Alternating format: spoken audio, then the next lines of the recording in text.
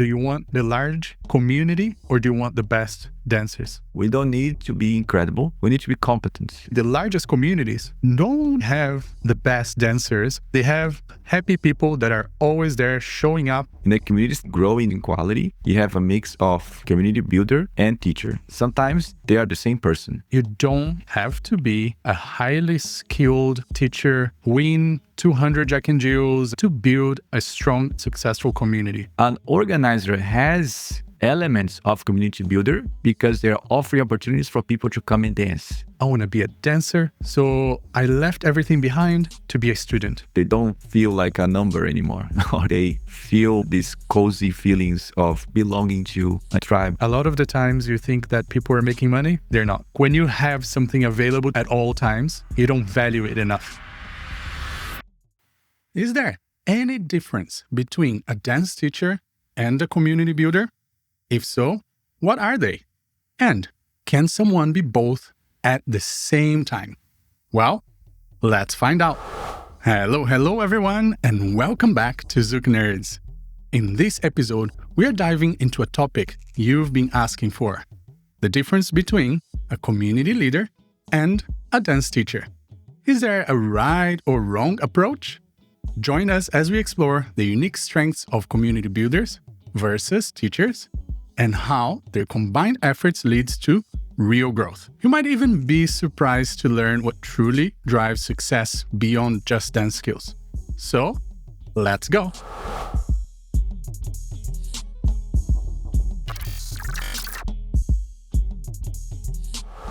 Hello everybody, and welcome back to another episode. My name is Alisson Sandi, and we are here today once again with our beautiful co-host, Prada. Hello, Gui. Hi, Alisson. Hello, everybody. Welcome back. In today's episode, we're going to be talking about something that we're very, very excited about. And we've received multiple requests from you guys to talk about this. And it's something that really touches our hearts, which is the difference between community leader and teacher. Like, is there any difference? Is there any good and bad, right or wrong? And what is best for you? That's, I think, the main goal from this episode, because just spoiler alert, we don't think there's any bad or wrong. We've seen communities all over the world flourish and grow and be very successful with one or the other, or a good mix of both of them. But today we're going to be talking about what we see as a community builder and what we see as a dance teacher and how they come together. So Guy, what do you think about the differences in communities that you've been visiting as you've been traveling the world? Mm-hmm. Is there anything that screams for you as something like essential in a community? Good question. And before I start answering, just a reminder, guys, you can always message us with requests for topics for episodes. Yeah, we just received some requests yesterday, a couple of days ago, and then that helps us so much in the episodes because it can be a little challenging to think of a new theme every week. So the requests really help. Yeah. Yes. And even if we did an episode already about a certain topic, sometimes the request has a little tweak to that same topic that we can then talk about it further, or something that we missed. So in response to your first question, my friend, I think it's a mix of both. I think in the communities that I see that grow in numbers in quality, you have a mix of community builder and teacher. Sometimes they are the same person. Sometimes the same person can bring the community together by organizing the classes, organizing the socials, organizing the weekenders, the cookouts, the barbecues, all of the activities. And this individual also teaches. Individual or couple or group of people, they also teach. And sometimes you have a person who is really good at organizing the things that are necessary for a community to exist. The classes, all these things that I mentioned. But they are not the teachers. They don't teach. So they bring someone else to teach.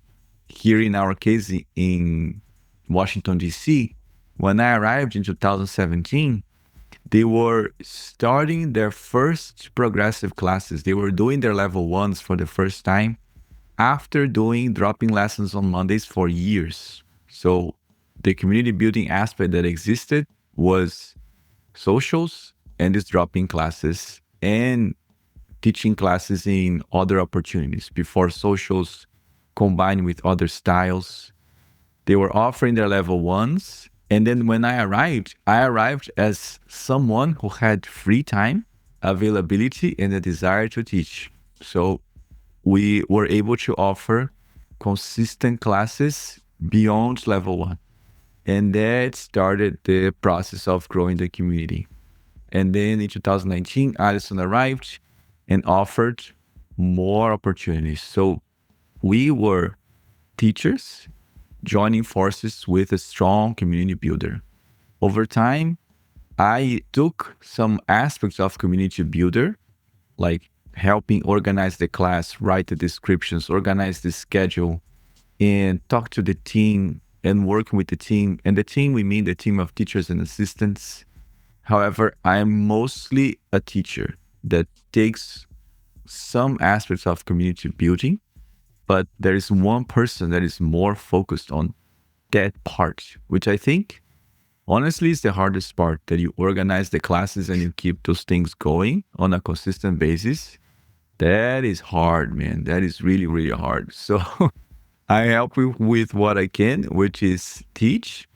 And the aspect of community building that I take, it's the peopling part of it, to be around the students, to dance in the socials, to talk, to exchange with them, to exchange with everybody and get that sense of home, that sense of family. And that works. That really works, because the person, when people in the position of leadership look at them, sit to have a conversation, they don't feel like a number anymore, or they don't think they're just there to give something. They feel more these cozy feelings of belonging that comes with the idea of belonging to a new tribe, a new clan, you know? So this is my take on it. That's how I see it. What about you guys? I think this is very important to mention that for us both that worked in District Zouk, as an example to other communities around the world, they already had a very solid foundation for us to work with, right? So for those of you who know about the Washington, D.C. community and District Zouk, especially in North America, that is very famous and everybody thinks, wow, it's a great community. I wish I could be there and spend some time there learning. Yes, we were a good addition, but they already had done a lot of work for so long to actually build that strong base foundation. And we came in and we helped. And we can talk a little bit more about that later in the episode.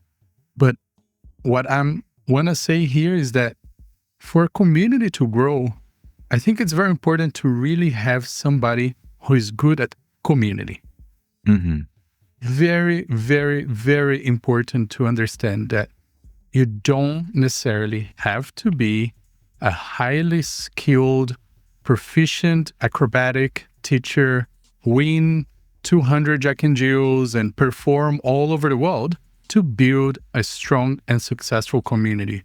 Absolutely not. I don't think so. You don't have to have the teacher's certification by all the masters around the world or anything like that.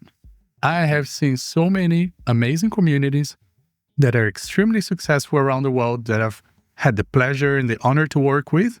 And when I'm there, I feel that the priority that they give to themselves in terms of training and daily task is to communicate, is to make everybody feel like they're part of a strong family, a tribe that they always want to belong in.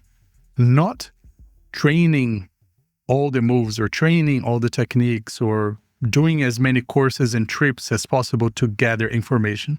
I think that is a benefit to the community, of course, but there's two main sides of this. And when I worked in Melbourne, I worked with a guy there who runs the largest school in Australia called Jay. He runs the Salsa Foundation where I was teaching Zouk. And he told me, he's like, Alisson, I need to know, do you want to have a large community of students, or do you want to have the best dancers in the community? And I really didn't understand how to reply to that question.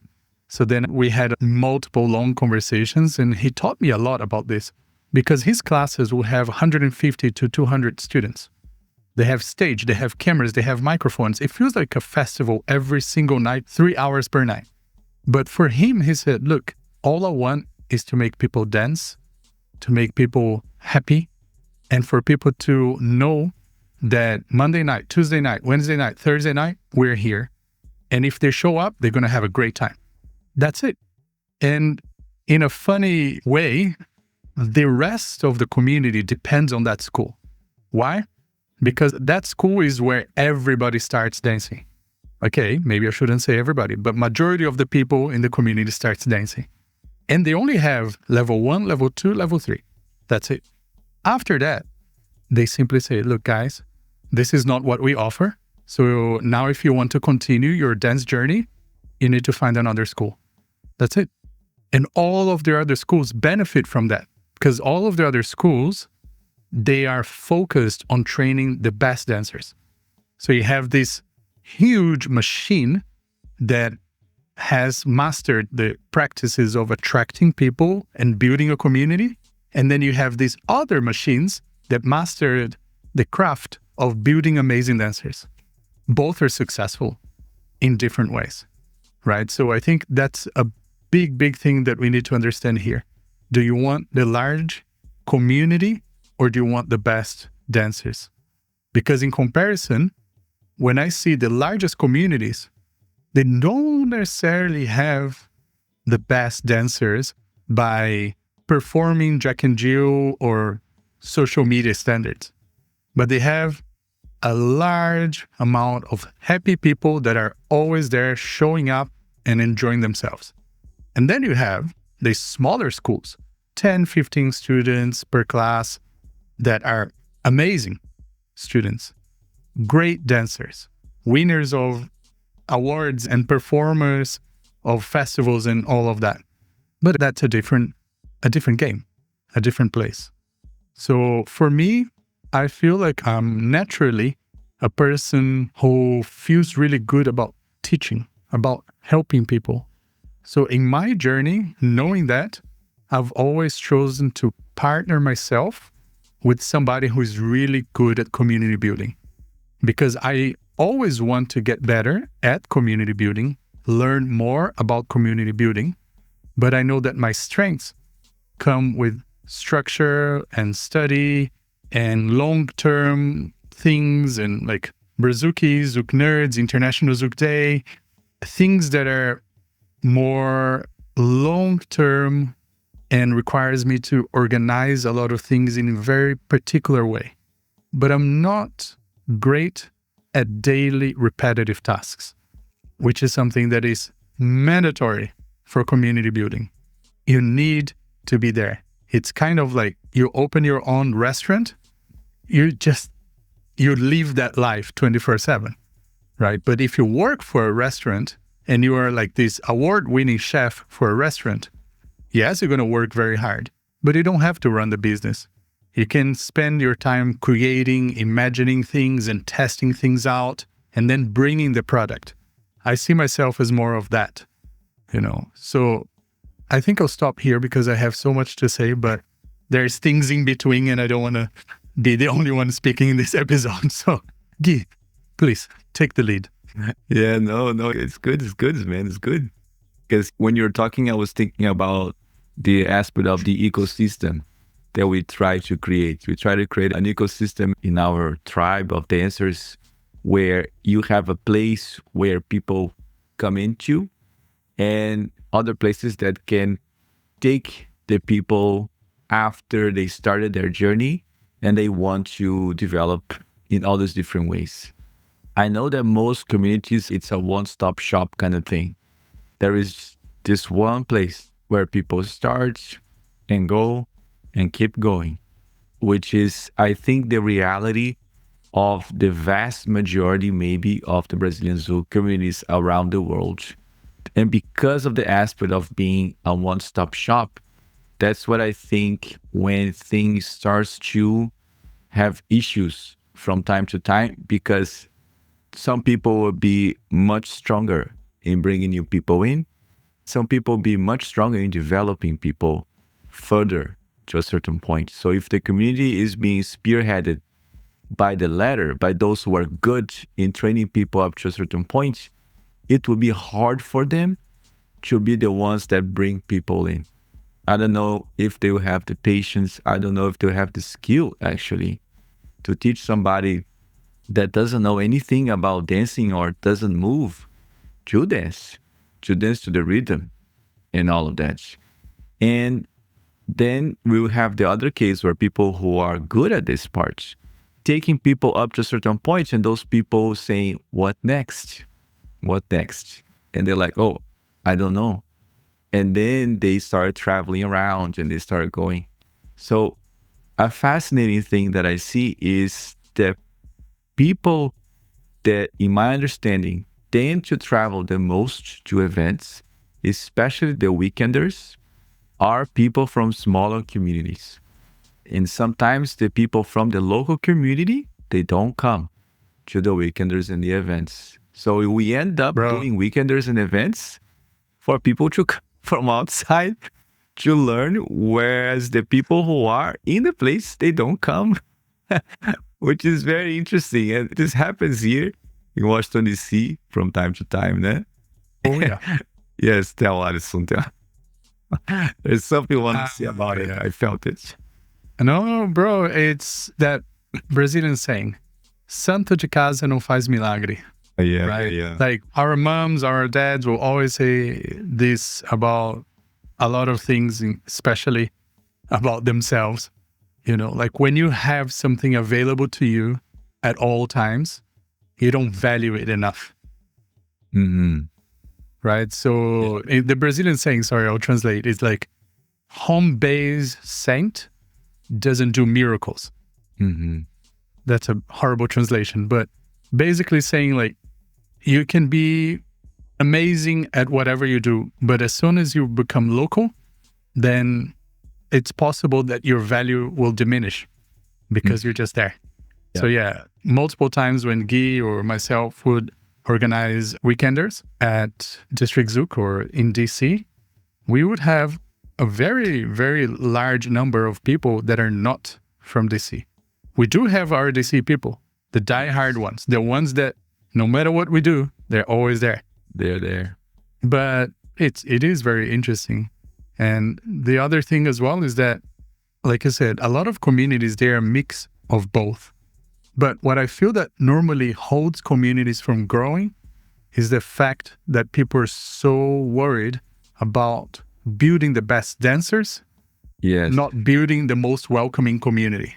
Yes. And this is something that I maybe talked in one of the episodes. When I arrived in DC, I had this Jaimarosha mentality of the Jaimarosha Dance Studio of training to be what we call beasts or monsters, like really good dancers.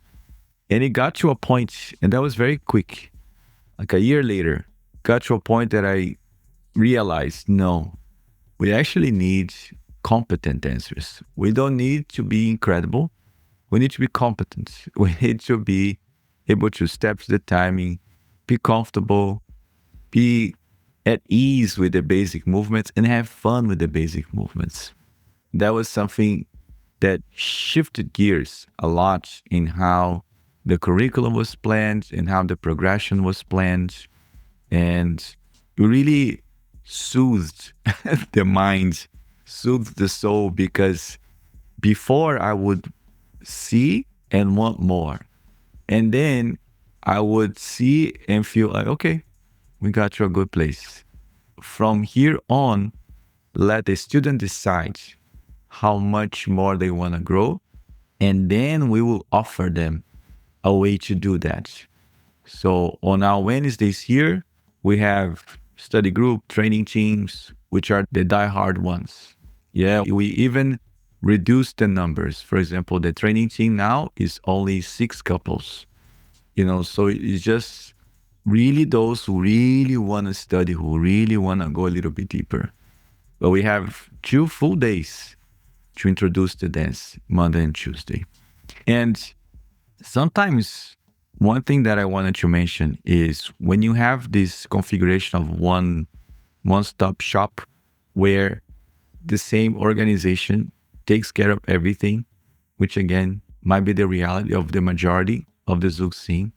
There was only one time that I saw something different. For example, was in Brisbane, in Australia, that I went to a social. I never see no one ever from that social anywhere else in the world. It was a lot of them. They were having fun with each other. They don't know who I was. So I sat there and I watched people dance for some time. They would come, invite me to dance. I'll dance 2 songs. They'll say, thank you, ta-na-na. But I saw people I could see that they were more early days in their journey, having fun with each other. And I was mesmerized by it. I was really, really impressed. It was only after the organizers said that I was a teacher that people started inviting me to dance more. Some people lined up a little bit, but they didn't know who I was. So it was almost like the scene that part of the community was enough on their own by themselves. And probably is one of those situations in which after a certain point, they would need to go somewhere else. And I think Brisbane is big enough to accommodate. So the ecosystem in Brisbane is different. You might be closer to the one, Alisson, that you were mentioning in the salsa world in Melbourne. So a big enough ecosystem, a big enough amount of people that you have a community of Brazilian Zouk, that you don't have one-stop shops. You have like different places where people can go, and then, I progressed all the way that I could here. Now I'm going to the other place now so I can progress even further if I want to. And that is something in Rio, for example, with my aunt, that my aunt learned up to a certain point in her dancing. She dances forró, soltinho, the other Brazilian dances.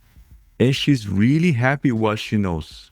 Like, I don't need to know more. I just want to go out dancing on a Friday night.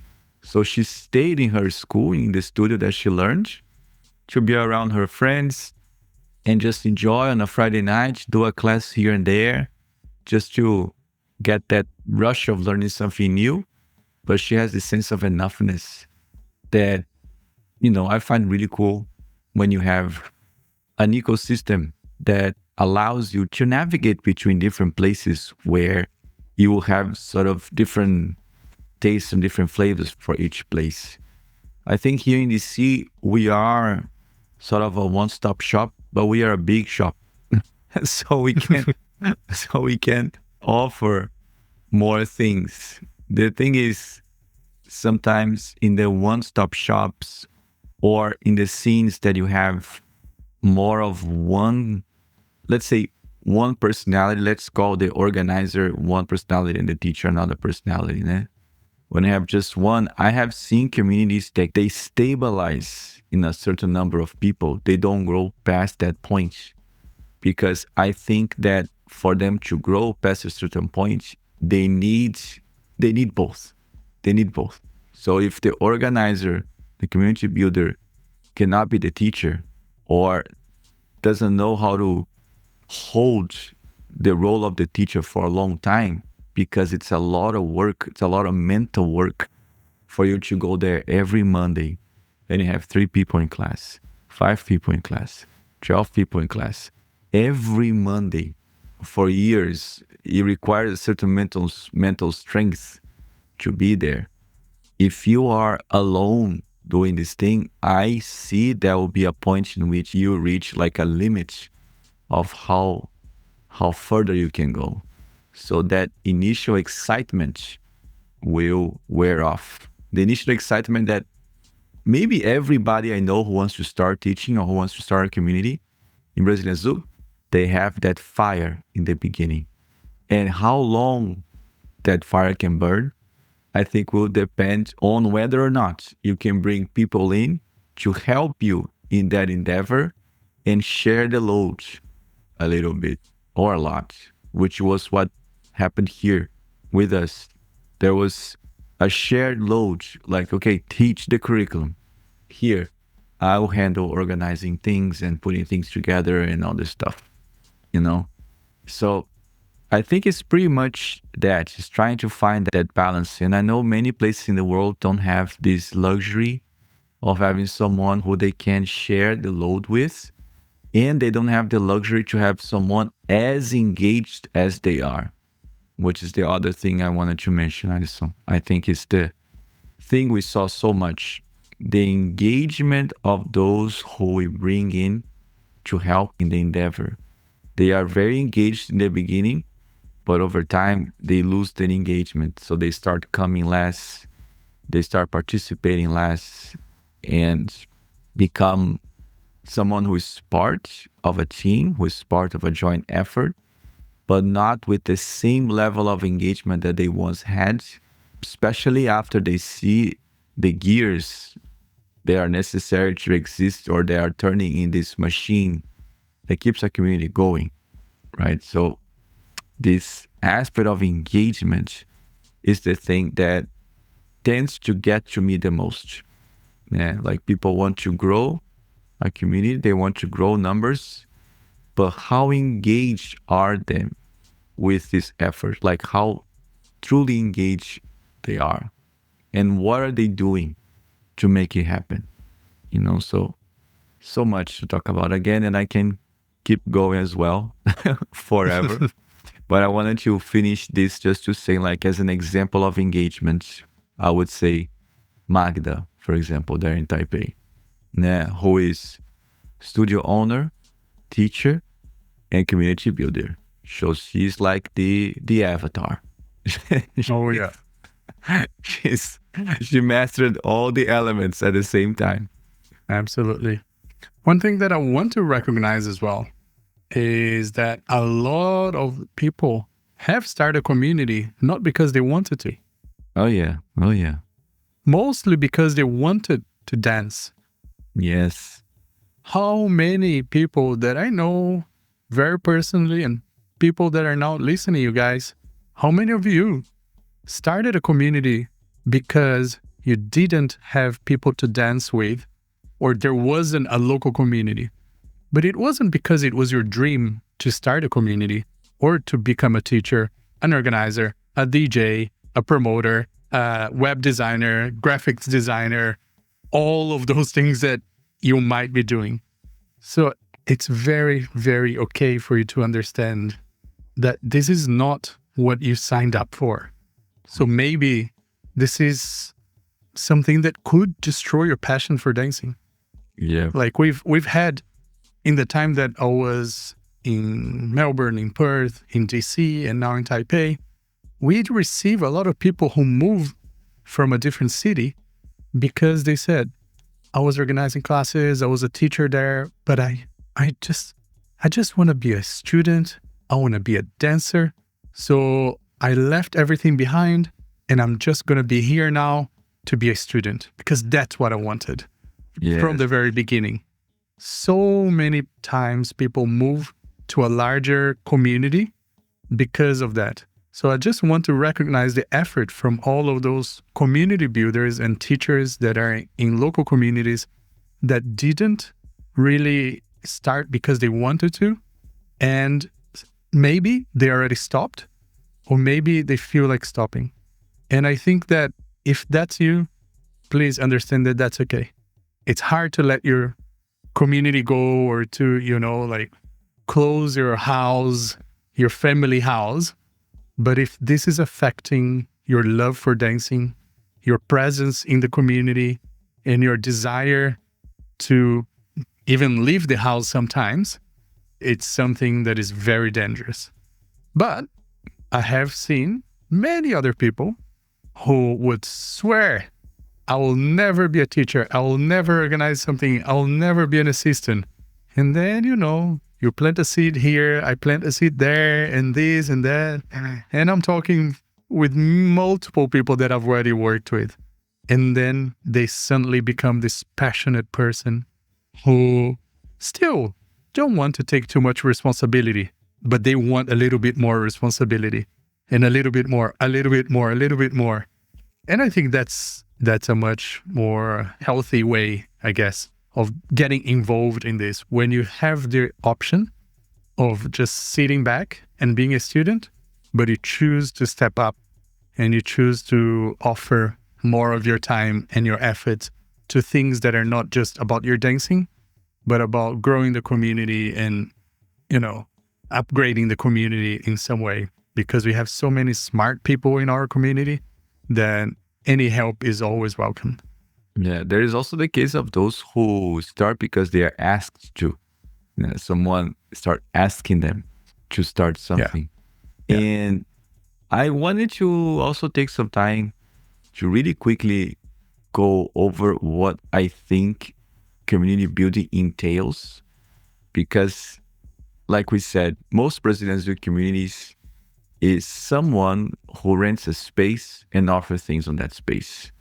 It's basically that. So like, we don't have big structures. We have homemade, rustic structures where is someone who goes, finds a place, offers the class, goes to the place, teaches, pay the place, rent another one for the socials. So community building initially is creating opportunities for people to dance. There is this first aspect that you show the dance exists. You can learn this dance and you can practice this dance, and I'm offering these opportunities. So then there is the second aspect of community building, which is peopling, relating to those who are coming and creating that sense of belonging. So the community builder, at least initially, tends to be the more experienced dancer. Very generally speaking, especially if we're talking about smaller places, smaller cities, smaller towns, that for sure nobody knows Zouk there more than you do. So the person is the main reference point. So creating that sense of belonging. I think these are the two initial aspects of community building. You offer and then you relate. And the part that is tricky is that it's ongoing. It keeps going, and you have to keep doing that until the end of time. And then what Alisson was saying, if you started because you wanted to dance, you offered the thing, you related to people, but then you realize, oh my God, it's nonstop, right? That starts to drain. That starts to take away that excitement, and you can lose your passion for the dance, like Alisson was saying. So one thing about community building that we talked about this so many times, but I think it's good to talk again because we underestimate it severely, I think, is the ongoingness aspect of it. It just keeps going forever, for 20 years, 25 years. Jaime had his studio in Rio for 25, 30 years, and it just kept going. Beginner class, every time. So it's something to keep in mind. Yeah. And it's okay to get tired at some point. You were going to say something, when I mentioned the ongoingness, never ending aspect of it. Yeah, because it's kind of like what we said a couple of episodes ago. Teachers like parenting. Yes? Yes. Maybe mostly behind the scenes, organizing and making things run.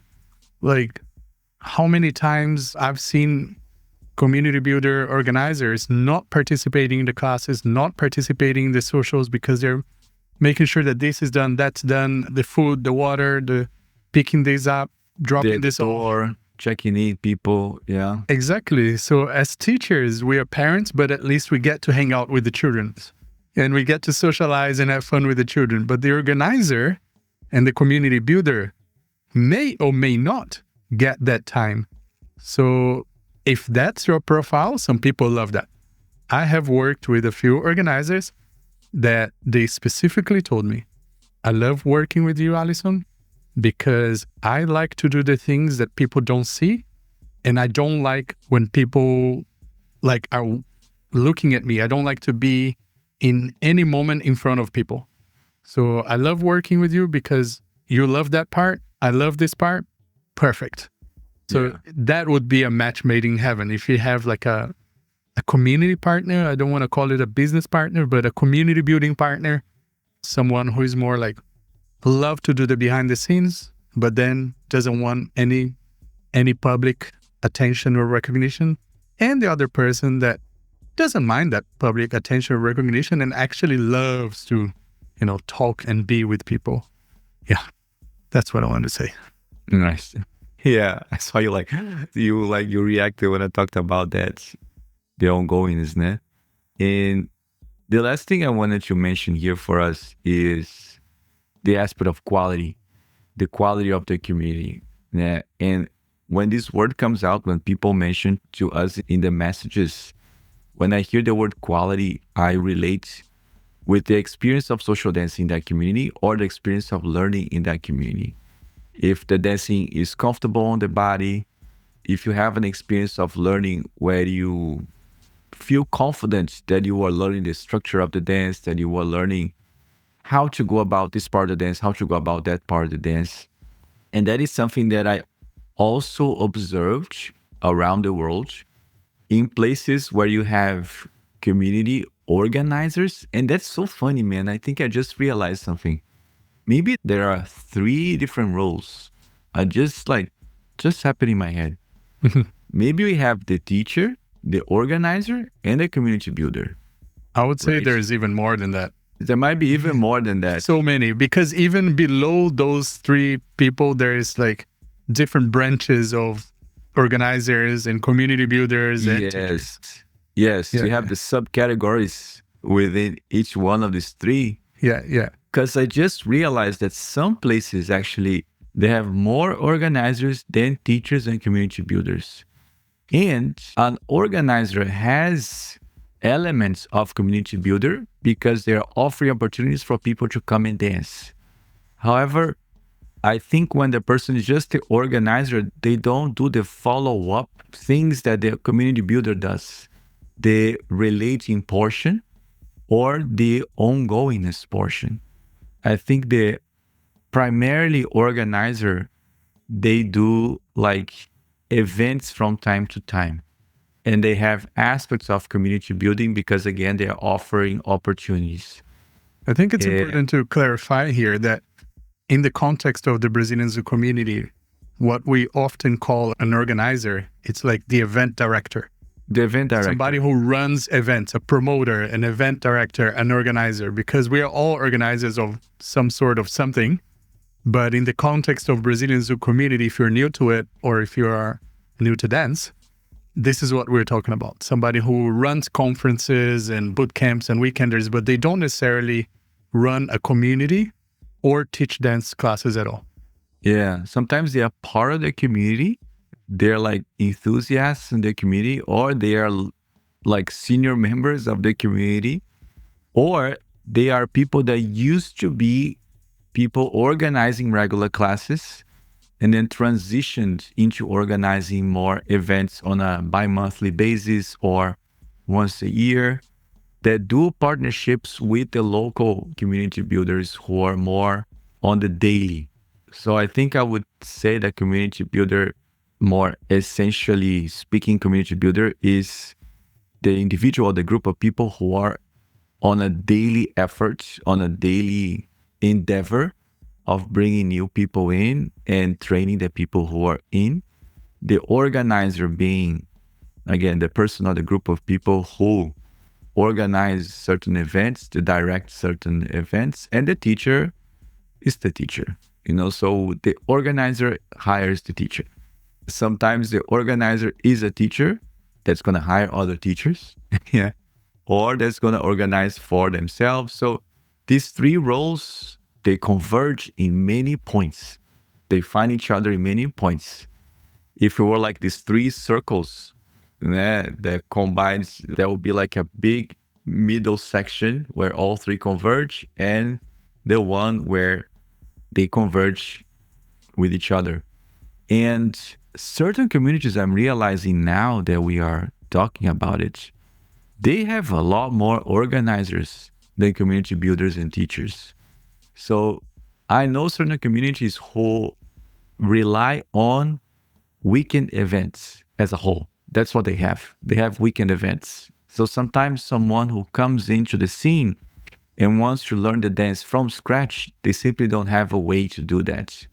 They might have like a level 1, a class before social, but they don't have like this consistency of regular class on a daily basis.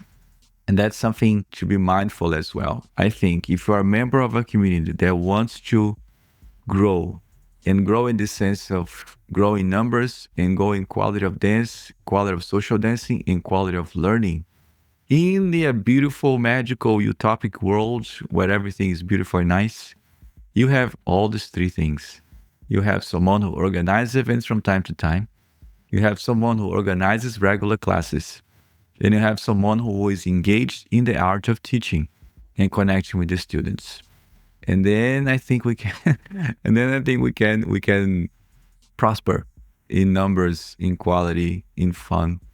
Otherwise, there will be some area that will be a little bit, they'll be missing something in certain points. I think that's why I said before that I love to work with community builders, because with the experience I have, I can teach them and I can guide them into how to grow the community. But what I'm very good at is teaching and organizing. The role of the community builder, I know about it. I know what works and what doesn't, but it's not something that I want to do all the time. If necessary, I'll do it. But organizing and teaching, sometimes I'm here until 6 a.m. and I'm like, I should sleep. But I don't, because that is something that excites me and something that I'm very passionate about. And I think it's totally valid if you only identify yourself with one or two, or if you are somebody like Maggie here in Taipei, or most others around the world, who are the avatars, the superwoman. Some people can manage. Some people can absolutely manage. And I'm a big believer that you need to recognize your strengths and your weaknesses, understand what they are, and understand what you're good at, and focus on it. If you can outsource, and if you can, give the tasks to somebody else, do it. If you cannot, do your best to learn how to improve on those skills. But yeah, I don't want anybody to ever feel like they have to be good at everything to be successful, or to be part of this community, or to be recognized. Sometimes I work with people and they're like, oh, I'm such a bad organizer and this and this and this. And I'm like, why are you talking like that? And they're like, oh, I wish I was more like this person or that person.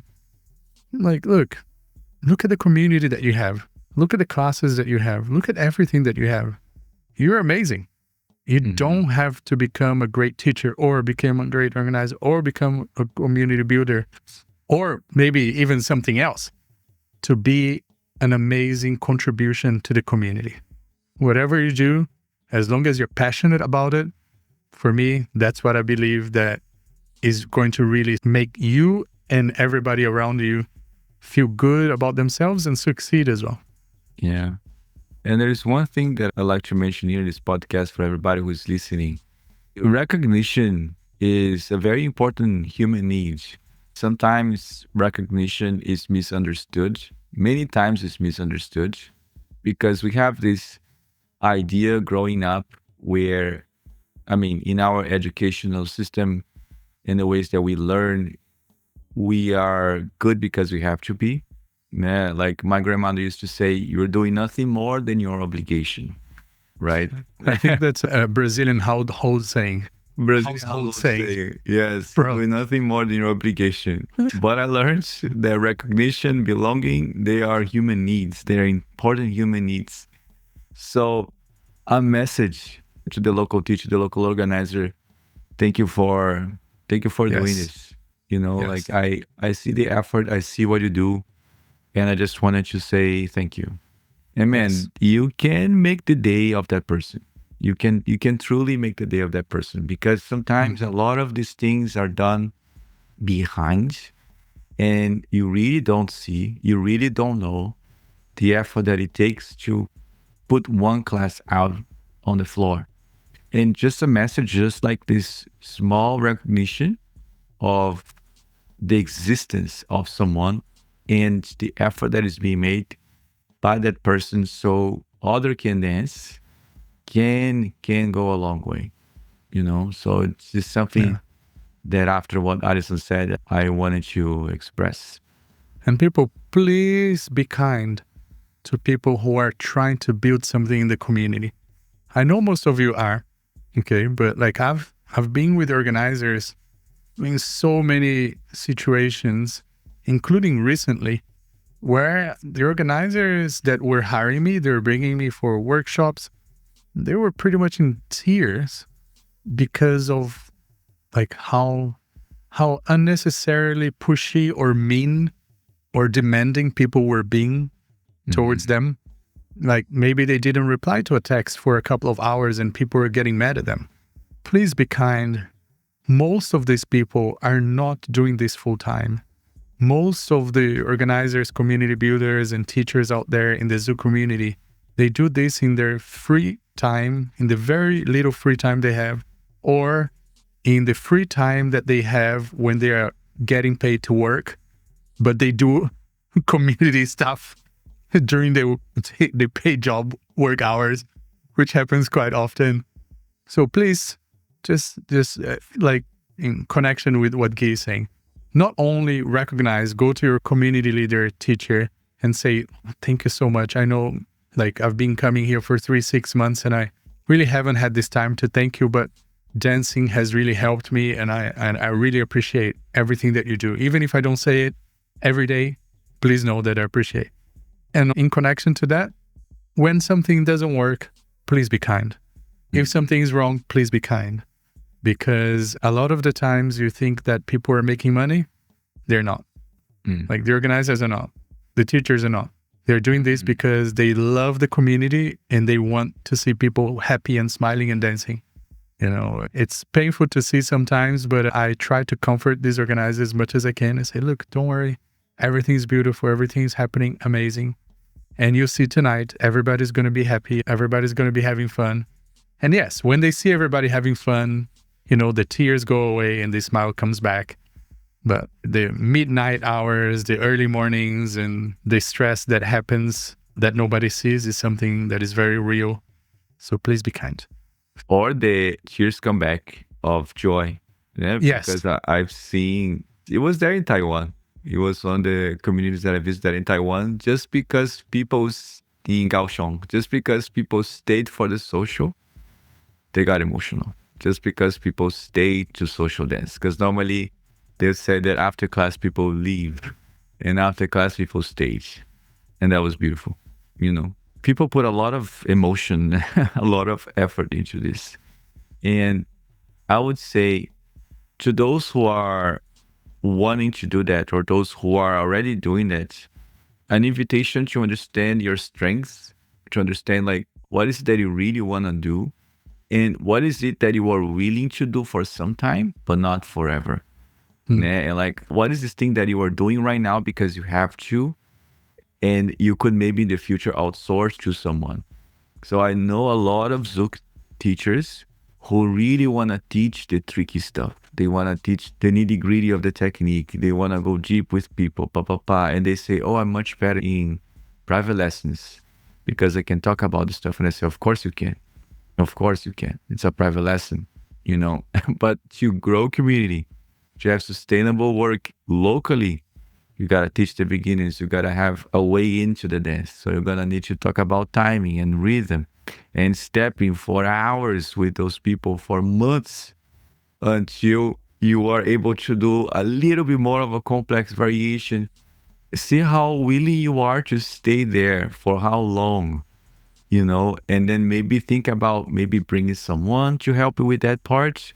Or work in the mindset to find the nuances in that part that you right now don't find so fun or joyful, I think it's important to keep that in mind just because of the amount of times right now that I've been listening to people and what they would really like to teach and what's their ideal topic of teaching. And all of these people that I've talked to, they want to work and some of them want to build community. So it's like, just consider that a little bit more. And if you have more questions, we are here. We have a Q&A. We have our live Q&As from time to time. You can follow us on Spotify for more, subscribe on YouTube, and communicate with us in our social media that we can provide support. That's why Alisson created all of this. Yes, and I think that's a great way to close our episode for today. Hopefully this was helpful for all of you who are somewhat part of this beautiful community. Once again, we do thank you for everything that you do, whether you're a student who comes from time to time or a teacher, organizer, any of the above and below. We're very thankful for you. That's thanks to you that we can be here organizing this and many other things that we do in our life. And thank you once again for being here with us as part of this ZoukNerds family. And we'll see you on the next episode. So, thank you. Beijos, abraços, and ciao, people. Bye, everybody.